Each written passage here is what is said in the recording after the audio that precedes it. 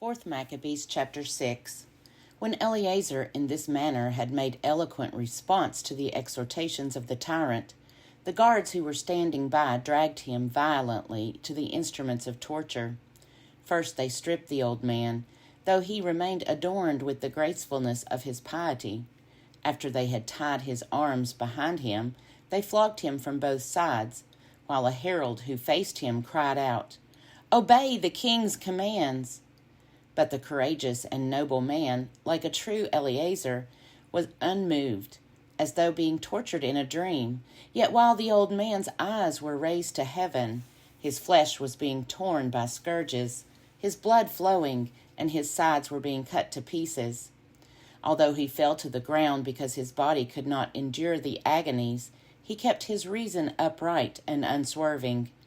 One of the cruel guards rushed at him and began to kick him in the side to make him get up again after he fell. But he bore the pains and scorned the punishment and endured the tortures. Like a noble athlete, the old man, while being beaten, was victorious over his torturers. In fact, with his face bathed in sweat and gasping heavily for breath, he amazed even his torturers by his courageous spirit.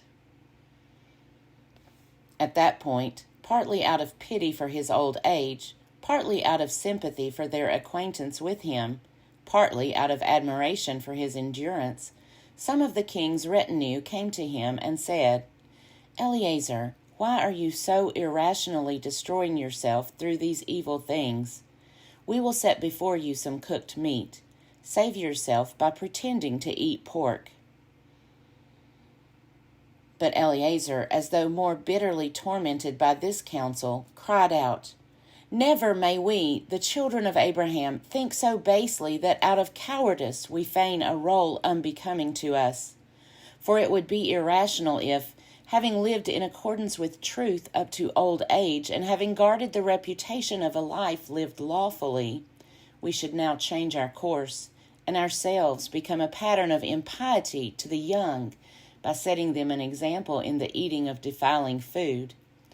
It would be shameful if we should survive for a little while, and during that time be a laughingstock to all for our cowardice, and be despised by the tyrant, as unmanly by not contending even to death for our divine law.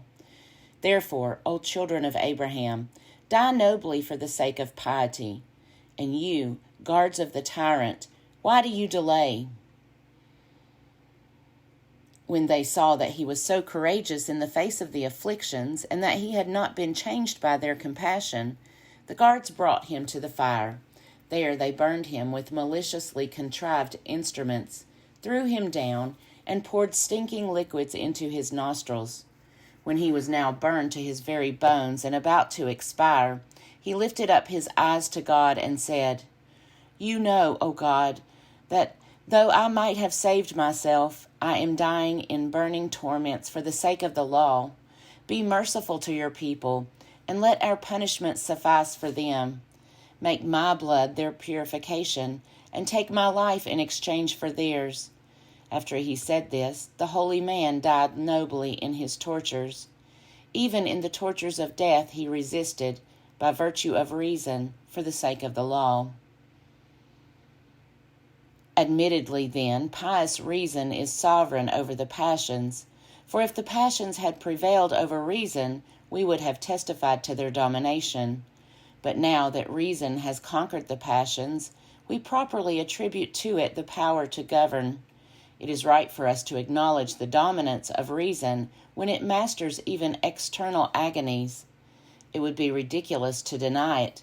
I have proved not only that reason has mastered agonies, but also that it masters pleasures, and in no respect yields to them. 4 Maccabees chapter 7. For like a most skillful pilot, the reason of our father Eleazar steered the ship of piety over the sea of the passions. And though buffeted by the stormings of the tyrant, and overwhelmed by the mighty waves of tortures, in no way did he turn the rudder of piety until he sailed into the haven of immortal victory. No city besieged with many ingenious war machines has ever held out as did that most holy man. Although his sacred life was consumed by tortures and racks. He conquered the besiegers, because reason was shielding his piety. For in setting his mind firm like a jutting cliff, our father Eleazar broke the maddening waves of the passions.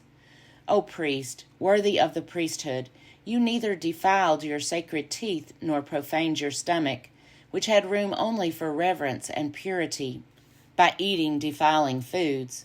O man in harmony with the law and philosopher of divine life, such should be those who are administrators of the law, shielding it with their own blood and noble sweat in sufferings even to death.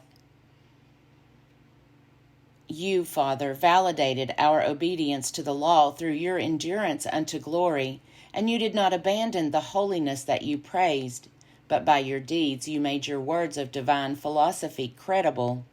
O aged man, more powerful than tortures, O elder, fiercer than fire, O supreme king over the passions, Eleazar. For just as our father Aaron, armed with the censer, ran through the multitude of the people and conquered the fiery angel, so the descendant of Aaron, Eleazar, though being consumed by the fire, remained unmoved in his reason. Most amazing, indeed, though he was an old man, his body no longer tense and firm, his muscles flabby, his sinews feeble, he became young again in spirit through reason, and by reason like that of Isaac he rendered the many-headed rack ineffective.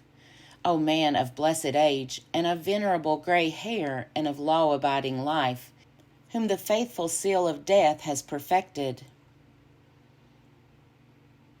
If, therefore, because of piety an aged man despised tortures even to death, most certainly pious reason is governor of the passions. Some perhaps might say, not all have full command of their passions, because not all have prudent reason. But as many as attend to piety with a whole heart, these alone are able to control the passions of the flesh, since they believe that they, like our patriarchs Abraham and Isaac and Jacob, do not die to God, but live to God. No contradiction therefore arises when some persons appear to be dominated by their passions because of the weakness of their reason. What person who lives as a philosopher by the whole rule of philosophy, and trusts in God, and knows that it is blessed to endure any suffering for the sake of virtue, would not be able to overcome the passions through godliness? For only the wise and courageous are masters of their passions. 4 Maccabees chapter 8. For this is why even the very young, by following a philosophy in accordance with pious reason, have prevailed over the most painful instruments of torture. For when the tyrant was conspicuously defeated in his first attempt, being unable to compel an aged man to eat defiling foods, then in violent rage he commanded that others of the Hebrew captives be brought, and that any who ate defiling food would be freed after eating. But if any were to refuse, they would be tortured even more cruelly. When the tyrant had given these orders, 7 brothers, handsome, modest, noble, and accomplished in every way, were brought before him along with their aged mother. When the tyrant saw them, grouped about their mother as though a chorus, he was pleased with them, and struck by their appearance and nobility, he smiled at them and summoned them nearer and said, Young men, with favorable feelings I admire each and every one of you, and greatly respect the beauty and the number of such brothers. Not only do I advise you not to display the same madness as that of the old man who has just been tortured, but I also exhort you to yield to me and enjoy my friendship. Just as I am able to punish those who disobey my orders, so I can be a benefactor to those who are disposed to obey me.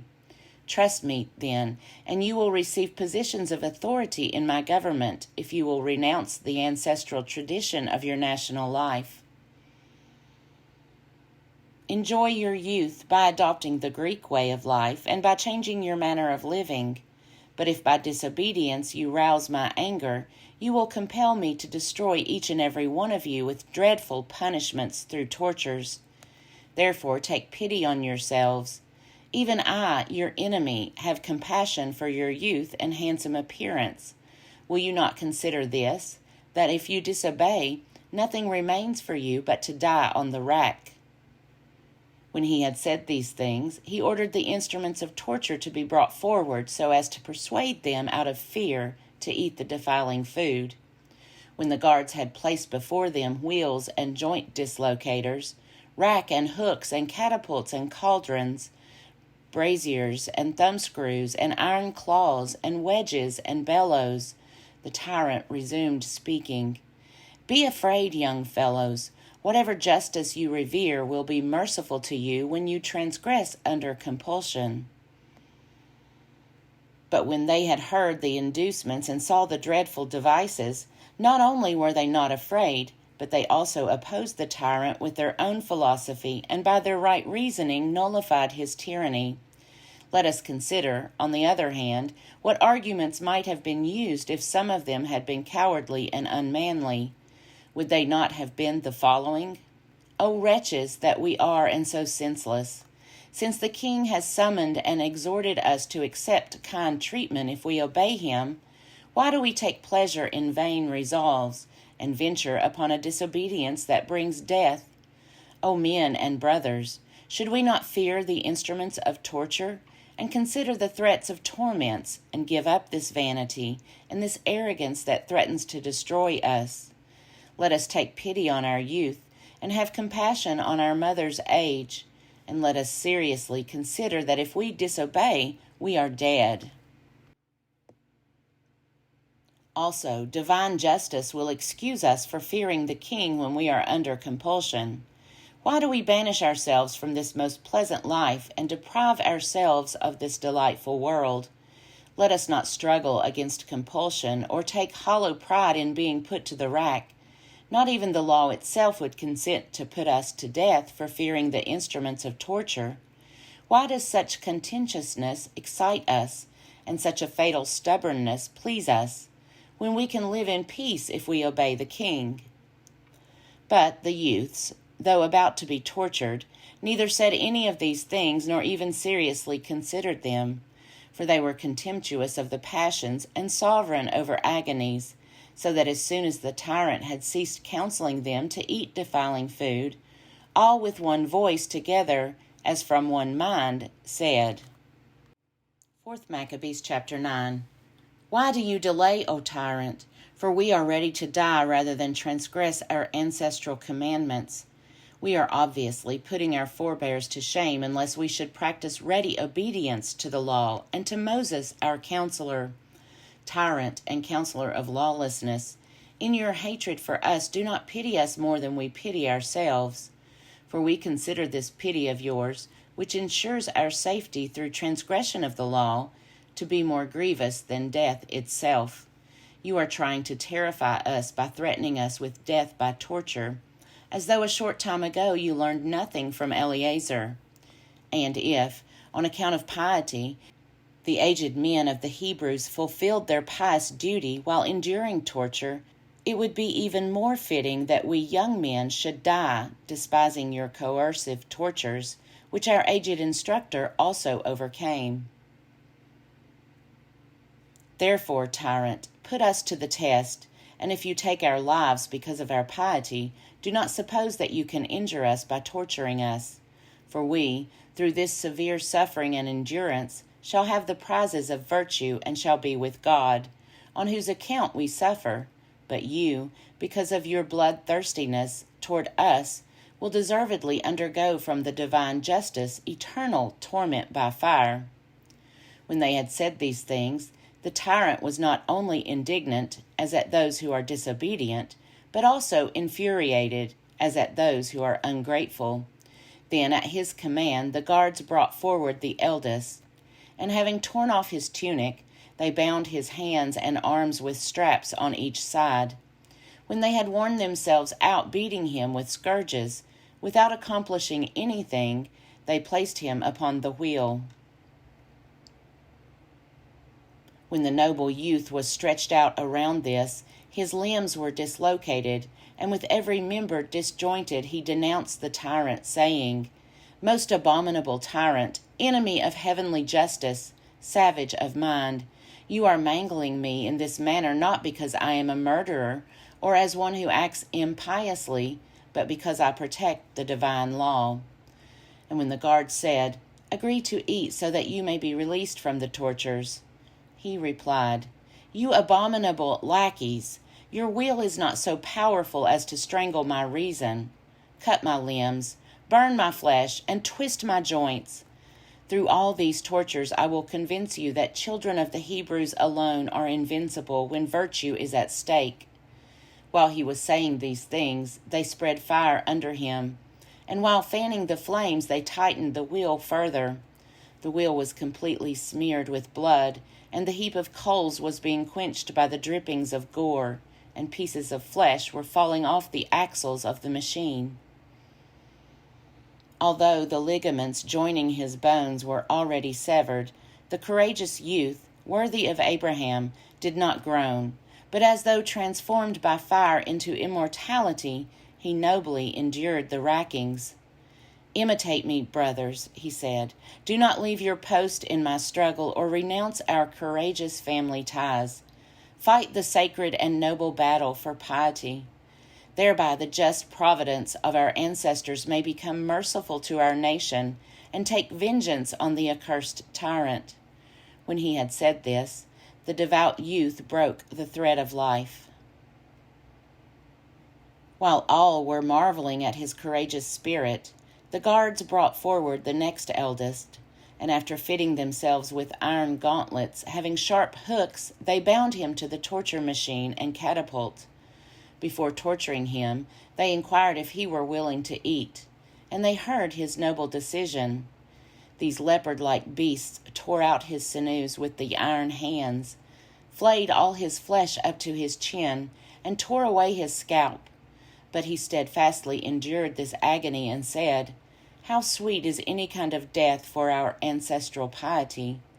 To the tyrant he said, "Do you not think, you most savage tyrant, that you are being tortured more than I, as you see the arrogant design of your tyranny being defeated by our endurance for the sake of piety?